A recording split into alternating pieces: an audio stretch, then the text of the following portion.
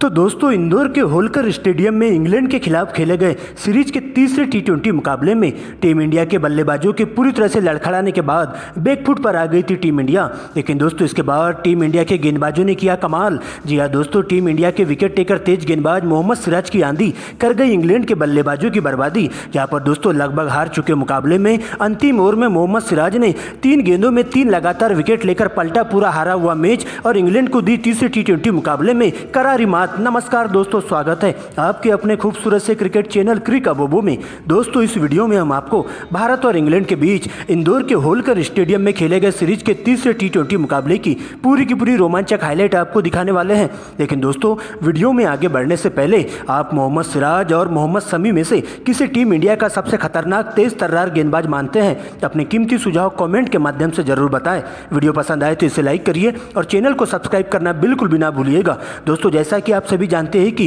पहला टी20 मुकाबला इंग्लैंड की टीम ने अपने नाम किया था, जबकि दोस्तों दूसरे टी20 मुकाबले में टीम इंडिया ने शानदार कमबैक करते हुए इंग्लैंड को 4 विकेट से करारी मात दी थी। लेकिन दोस्तों, इसी बीच इंदौर के होलकर स्टेडियम में तीसरा टी20 मुकाबला खेला गया, जहां दोस्तों इंग्लैंड के कप्तान जोस बटलर ने इस मुकाबले में टॉस जीतकर पहले बल्लेबाजी करने का फैसला किया और टीम इंडिया को गेंदबाजी करने के लिए आमंत्रित किया। दोस्तों, इसके बाद इंग्लैंड के लिए पारी का आगाज करने के लिए इंग्लैंड के 2 धुरंधर ओपनर बल्लेबाज डेविड मलान और जॉनी बेस्टो अपनी टीम को ठोस शुरुआत देने के लिए क्रीज पर मौजूद हो जाते हैं। जबकि दोस्तों कप्तान रोहित शर्मा टीम इंडिया की तरफ से पहले ओवर की गेंदबाजी करने के लिए टीम इंडिया के तेज तर्रार गेंदबाज मोहम्मद सिराज के हाथों में गेंदबाजी थमा देते हैं। जहां दोस्तों पहले ही ओवर में उनका सामना होता है जॉनी बेस्टो से, जहां पर दोस्तों ओवर की 5वीं और 6वीं गेंद पर 2 बैक टू बैक करारे चौके लगाते हुए 8 रन बटोरे जाते हैं और इस प्रकार से मोहम्मद सिराज के पहले ही ओवर में 8 रन आते हैं। हालांकि दोस्तों इसके बाद दूसरे ओवर की गेंदबाजी करने के लिए टीम इंडिया के दूसरे तेज तर्रार गेंदबाज बाएं हाथ के तेज गेंदबाज अर्शदीप की एंट्री होती है, जहां उनका सामना होता है डेविड मलान से। लेकिन दोस्तों ओवर की पहली ही पटकी हुई बाउंसर गेंद पर एक बार फिर से डेविड मलान अपना बल्ले का फेस खोलते हैं और गगनचुंबी छक्का लगा देते हैं। जबकि दोस्तों अंतिम गेंद पर एक 1 बाउंस चौका जड़ते हुए 10 रन बटोरे जाते हैं और इस प्रकार से दोनों ही बल्लेबाज काफी तेज गति से रन बटोरते हुए टीम इंडिया के तेज गेंदबाजों का डटकर मुकाबला करते हुए चले जाते हैं। यहाँ पर दोनों ही बल्लेबाज एक बार फिर से अपनी टीम को ठोस शुरुआत देने में सक्सेस हो जाते हैं और अच्छी लय में बल्लेबाजी करते हुए लगातार स्ट्राइक रोटेट करने का काम करते हैं। यहाँ पर दोनों ही बल्लेबाजों के द्वारा अच्छी गेंदों को छोड़ते हुए खराब गेंदों पर जोरदार प्रहार करने का काम किया जाता है और पावर प्ले का भरपूर फायदा उठाते हुए दोनों ही बल्लेबाज बिना विकेट गंवाए टीम के स्कोर को 63 रनों तक पहुंचा देते हैं। लेकिन दोस्तों इसके बावजूद भी दोनों ही बल्लेबाज यही नहीं रुकते हैं। लेकिन दोस्तों इसके बाद 8वें ओवर में एक बार फिर से जॉनी बेस्टो 2 लगातार चौके जड़ते हुए मात्र 27 गेंदों में ही अपनी हाफ सेंचुरी पूरी कर लेते हैं। जबकि दोस्तों 10वें ओवर में डेविड मलान एक बार फिर से अर्शदीप को टारगेट करते हैं और 2 लगातार गगनचुंबी छक्के लगाते हुए अपना अर्धशतक पूरा करते हैं और इस प्रकार से दोस्तों 10 ओवर की समाप्ति के बाद टीम का स्कोर 100 रनों तक पहुंच जाता है।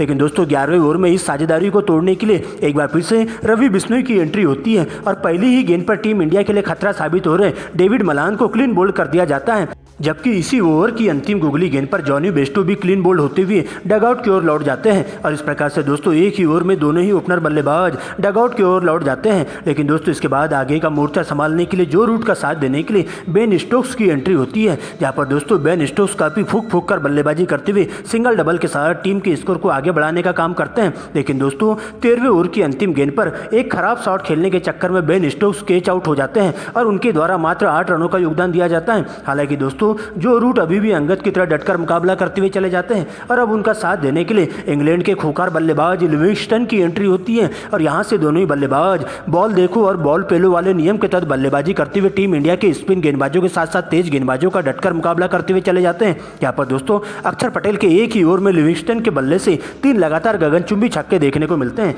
जबकि दोस्तों अगले ही ओवर में जो रूट भी 2 छक्के और 2 चौके लगाते हुए 20 रन बटोरते हैं और इस प्रकार से दोस्तों 16 ओवर की समाप्ति के बाद इंग्लैंड की टीम का स्कोर बोर्ड पर 3 विकेट गंवाकर 150 रनों तक पहुंच जाता है। लेकिन दोस्तों 17वें ओवर की पहली ही गेंद पर रवि बिश्नोई जो रूट को अपना शिकार बनाते हैं और इंग्लैंड की टीम को लगने वाला चौथा बड़ा झटका होता है। हालांकि दोस्तों इसके बाद अगले ओवर में अक्षर पटेल को टारगेट किया जाता है, जहां पर दोस्तों कप्तान जोस बटलर आते ही 2 छक्के और 2 चौके लगाते हुए 20 रन बटोर लेते हैं और इस प्रकार से दोनों ही बल्लेबाज अंतिम के 3 ओवरों में बॉल देखो और बॉल पेलो वाले नियम के तहत बल्लेबाजी करते हुए धुआंधार रवैया अपनाते हुए टीम इंडिया के गेंदबाजों की जम के क्लास लेते हैं। यहाँ पर टीम इंडिया के गेंदबाज विकेट के लिए पूरी तरह से तरसते हुए दिखाई देते हैं और इस प्रकार से दोनों ही बल्लेबाज गेंदबाजों के बीच में एक 68 की साझेदारी पूरी हो जाती है। लेकिन दोस्तों अंतिम ओवर में एक बार फिर से मोहम्मद सिराज का कोराम देखने को मिलता है। यहाँ पर दोस्तों मोहम्मद सिराज शुरुआत की 3 गेंदों में 3 विकेट लेकर इंग्लैंड के बल्लेबाजों की पूरी तरह से कमर तोड़ के रख देते हैं। यहाँ पर दोस्तों सबसे पहले जॉस बटलर को 22 रनों के निजी स्कोर पर क्लीन बोल्ड कर दिया जाता है।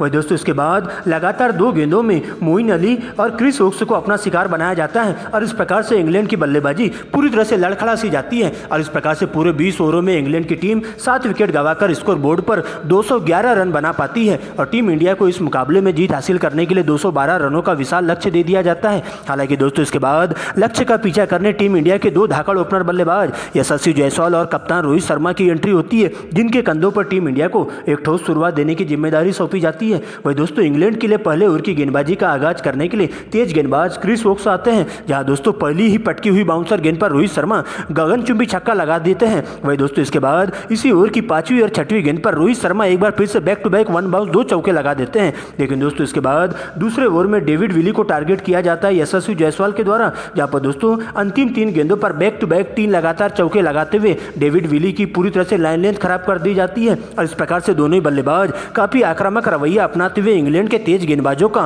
पूरी तरह से लाइन लेंथ बिगाड़ने का काम करते हैं और पावर प्ले के दौरान टीम इंडिया के लिए बिना विकेट गंवाए स्कोर बोर्ड पर 65 रन जोड़ देते हैं, जिसके बाद दोनों ही बल्लेबाज अपने अपने 50 की ओर बढ़ने लगते हैं। लेकिन दोस्तों इसी बीच 7वें ओवर में इस साझेदारी को तोड़ने के लिए इंग्लैंड के स्पिन गेंदबाज लिविंगस्टन की एंट्री होती है और आते ही अपनी घातक स्पिन गेंदबाजी से टीम इंडिया को पहला करारा झटका दे पाते हैं। यहाँ पर दोस्तों पहला शिकार बनाते हैं यशस्वी जायसवाल को, जहां उनके द्वारा 40 रनों का विशेष योगदान दिया जाता है और एक बड़ा शॉट खेलने के चक्कर में सीमा रेखा के पास कैच आउट होकर डगआउट की ओर लौट जाते हैं। इसके बाद दोस्तों रोहित शर्मा का साथ देने के लिए किंग कोहली की एंट्री होती है। लेकिन दोस्तों चौथी गेंद पर रोहित शर्मा एक छक्का लगाते हुए अपनी हाफ सेंचुरी पूरी करते हैं। लेकिन दोस्तों अंतिम गेंद पर एक और चौका लगाने के चक्कर में वो भी सीमा रेखा के पास 55 के स्कोर पर कैच आउट होकर डगआउट की ओर लौट जाते हैं। और इस प्रकार से लिविंगस्टन एक ही ओवर में टीम इंडिया के दोनों ही ओपनर बल्लेबाजों को अपना शिकार बनाते हुए डगआउट की ओर भिजवा देते हैं। हालांकि दोस्तों इसके बाद किंग कोहली तेजी से रन बटोरते हुए इंग्लैंड के गेंदबाजों का डटकर मुकाबला करते हुए चले जाते हैं। लेकिन दोस्तों टोपली की एक अंदर आती हुई गेंद पर उन्हें एक बार फिर से गेंद बल्ले का बाहरी किनारा लेते हुए सीधा विकेट कीपर के दस्तानों में चली जाती है और उनके द्वारा मात्र 4 रनों का योगदान दिया जाता है। जिसके बाद दोस्तों लगातार 3 विकेट गिरने से टीम इंडिया पूरी तरह से बैकफुट पर आ जाती है। इसके बाद संकट मोचन का रूप लेने के लिए सूर्य कुमार यादव का साथ देने के लिए टीम इंडिया के खली के नाम से मशहूर शिवम दुबे की एंट्री होती है। यहाँ पर शिवम दुबे के साथ मिलकर सूर्य कुमार यादव काफी फूक कर बल्लेबाजी करते हुए पहले सिंगल डबल के साथ ही 10 ओवरों के खेल में टीम इंडिया के स्कोर को 85 रनों तक पहुंचाते हैं, वो भी 3 विकेट के गंवाकर। लेकिन दोस्तों इसके बाद दोनों ही बल्लेबाज अपने 5वें गेयर में बल्लेबाजी करना चालू करते हैं। यहाँ पर दोनों ही बल्लेबाज बॉल देखो और बॉल पेलो वाले नियम के तहत बल्लेबाजी करते हुए इंग्लैंड के स्पिन गेंदबाजों के साथ साथ तेज गेंदबाजों का जम के चालान काटते हैं। यहाँ पर दोस्तों 11वें ओवर में एक बार फिर से शिवम दुबे का बल्ला जम के गरजता है और 3 लगातार गगनचुंबी छक्के विली के ओवर में जड़ देते हैं। जबकि दोस्तों इसके बाद अगले ही ओवर में सूर्य कुमार यादव 2 छक्के और 2 चौकों की मदद से 20 रन बटोरते हैं और इस प्रकार से इंग्लैंड के गेंदबाजों के धागे खोल कर रख देते हैं। और देखते देखते इन दोनों ही बल्लेबाजों के बीच में एक 68 की साझेदारी भी पूरी हो जाती है। यहाँ पर मात्र 26 गेंदों में सूर्य कुमार यादव अपनी हाफ सेंचुरी पूरी कर लेते हैं और 15 ओवर की समाप्ति के बाद टीम इंडिया का स्कोर बोर्ड पर 145 रनों तक पहुंच जाता है 3 विकेट गंवाकर। लेकिन दोस्तों इसके बाद अगले ही ओवर में शिवम दुबे का बल्ला जम के गरजता है। यहाँ पर दोस्तों शिवम दुबे लिविंगस्टन की शुरुआत की 3 गेंदों में 3 लगातार चौके जड़ते हुए मात्र 27 गेंदों में अपना अर्धशतक पूरा कर लेते हैं। लेकिन इसी ओवर की अंतिम गेंद पर एक गगनचुंबी छक्का लगाने के चक्कर में सीमा रेखा के पास 52 के स्कोर पर कैच आउट होकर डगआउट की ओर लौट जाते हैं और इस प्रकार से टीम इंडिया को लगने वाला बड़ा झटका चौथा होता है शिवम दुबे के रूप में गिरता है। लेकिन दोस्तों इसके बाद अंगद की तरह डटकर मुकाबला करने के लिए सूर्या का साथ देने के लिए अपने रिंकू सिंह की एंट्री होती है। यहाँ पर दोस्तों अंतिम के 4 ओवरों में टीम इंडिया को इस मुकाबले में जीत हासिल करने के लिए अभी भी 48 रनों की दरकार होती है, जहां पर दोस्तों सबसे पहले 17वें ओवर में रिंकू सिंह 2 छक्के लगा देते हैं। वही दोस्तों इसके बाद 18वें ओवर में एक बार फिर से रिंकू सिंह 1 छक्का लगाते, जबकि सूर्य कुमार यादव इसी ओवर की अंतिम 2 गेंदों पर बैक टू बैक 2 करारे चौके जड़ते हुए टीम इंडिया को जीत की दहलीज पर ले जाने की पूरी कोशिश करते हैं। यहाँ पर दोनों ही बल्लेबाज अंतिम के ओवरों में बॉल देखो और बॉल पेलो वाले नियम के तहत बल्लेबाजी करते हुए इंग्लैंड के गेंदबाजों पर पूरी तरह से हावी होना शुरू हो जाते हैं। जहां पर 19वें ओवर में एक बार फिर से रिंकू सिंह बेन स्टोक्स के ऊपर जम के गरजते हुए दिखाई देते हैं। जहां पर दोस्तों बेन स्टोक्स की पहली ही गेंद पर एक गगनचुंबी छक्का उनके बल्ले से देखने को मिलता है। वही दोस्तों अगली गेंद पर सिंगल लेकर सूर्या को स्ट्राइक देने की कोशिश करते हैं, लेकिन दोस्तों इसके बाद सूर्या भी अपना अतिशय रूप दिखाते हैं और एक बार फिर से अंतिम की 2 गेंदों पर बैक टू बैक 2 करारे चौके जड़ते हुए इस मुकाबले में टीम इंडिया को अभी भी बनाए रखते हैं। लेकिन दोस्तों अब अंतिम ओवर का खेल शेष बचा रहता है, जहां अंतिम की 6 गेंदों में टीम इंडिया को इस मुकाबले में जीत हासिल करने के लिए पूरे 20 रनों की दरकार होती है। यहाँ पर दोस्तों अंतिम ओवर की गेंदबाजी करने के लिए इंग्लैंड के तेज गेंदबाज क्रिस वोक्स आते हैं, जहां उनका सामना होता है एक बार फिर से सूर्य कुमार यादव से और पहली ही गेंद पर सूर्या 1 रन चुराते हुए रिंकू सिंह को स्ट्राइक देते हैं। लेकिन दोस्तों इसके बाद सर पर कफन बांध करके आए रिंकू सिंह अंतिम की 4 गेंदों में 2 छक्के और 2 करारे चौके लगाते हुए 20 रन बटोर लेते हैं और इस प्रकार से लगभग हार चुके मुकाबले में नामुमकिन को मुमकिन करते हुए इंग्लैंड के जबड़े से जीत को छीनकर टीम इंडिया तीसरे T20 मुकाबले में 6 विकेट से शानदार जीत दर्ज कर लेती है।